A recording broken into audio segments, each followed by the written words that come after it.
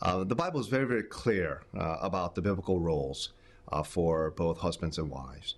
We see that in Ephesians chapter 5, Apostle Paul makes it very clear in Ephesians 5, starting from verse 22 and following, outlines the responsibilities.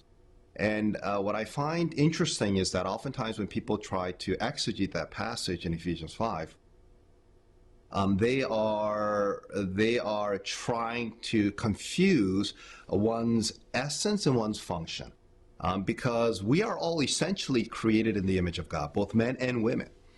We are all created with the wonderful privileges and benefits of understanding the gospel. But there are different functions. Just like in any other context, one person cannot assume all responsibilities. And the Bible, and within God's sovereignty, He has decided that men will be the spiritual heads within the home.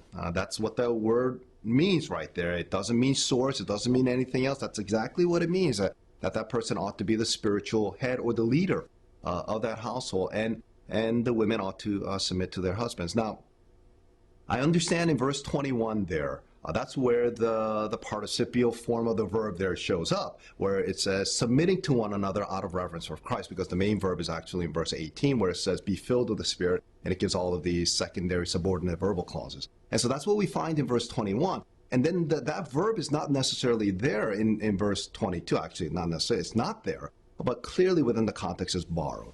And so it says that wives ought to submit to their husbands, as the church submits to Christ, who is the head of the church. And the husband ought to love the wife just as Christ laid down his life. So it's a sacrificial love. So what does it mean? The husbands serve their wives by being their spiritual heads and loving them sacrificially as Christ loved the church, and not in a kind of an authoritarian way or oppressive way or suppressing their own desires, but loving them sacrificially.